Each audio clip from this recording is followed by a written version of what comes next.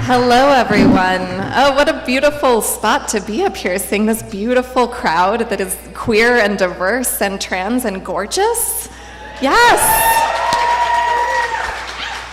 So I have the pleasure of getting to be the first person to climb up here and say thank you so much to each person here who is showing up for LGBTQ students. Thank you for your support.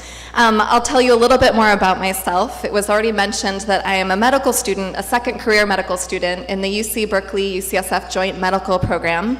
I worked as a community organizer for the better part of a decade before realizing that I needed to return to school so I could be able to offer professional skills to my communities who just experience so many health disparities, queers and trans folks and people of color, so many health disparities. I'm also Chicano, proudly Chicano, queer, and a non-binary transgender person. I use they, them pronouns. And I'm a health disparity researcher. My current research focuses on the health of transgender youth experiencing homelessness.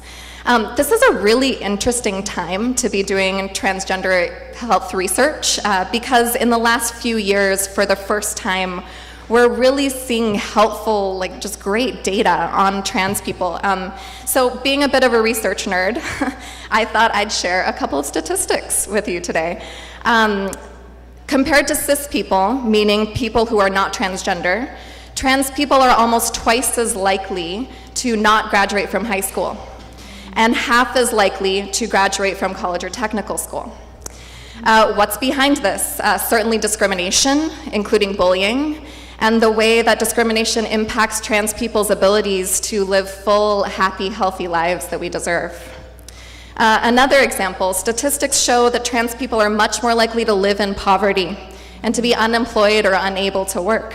So when you put together these statistics about discrimination, about income and education, you start being able to see a story, right? That between social barriers and affordability barriers, higher education is still out of reach for a lot of trans people.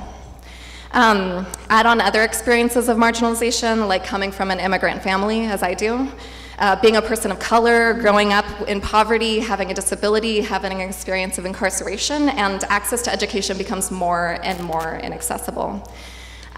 So this is where I want to note that I observe this every day as a medical student. I consider myself to be someone who's pretty social. Some of the other awardees today were like, well, how are you just such a social butterfly? Okay, so I'm pretty social.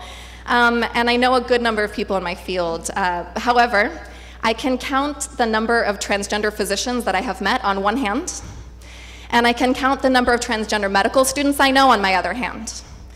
This is a problem, right? And this is where I and we all get to pause and recognize the important, crucial work being done by the Equality Scholarship Collaborative.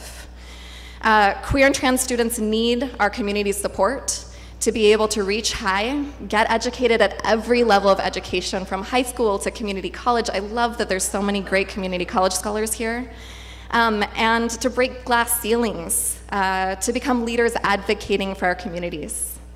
The Equality Scholarship Collaborative brings our community together to lend tangible support we students need to succeed, both in addressing financial barriers in education through the scholarships, right? And also breaking down the social barriers around just supporting queer and trans students and helping us know that we're loved and people are behind us in our work. So with that, I just want to offer my gratitude to my program, the Joint Medical Program, where I'm a student, to my mother, who's always behind me. I wish she were here today, but she's not. To my friend Emma Damonker, who passed away and is always an inspiration to me. And of course, to the Equality Scholarship Collaborative for supporting our communities and also for supporting me in my path to join the ranks of out transgender physicians fighting for queer and trans community health. Thank you very much. Thanks, y'all.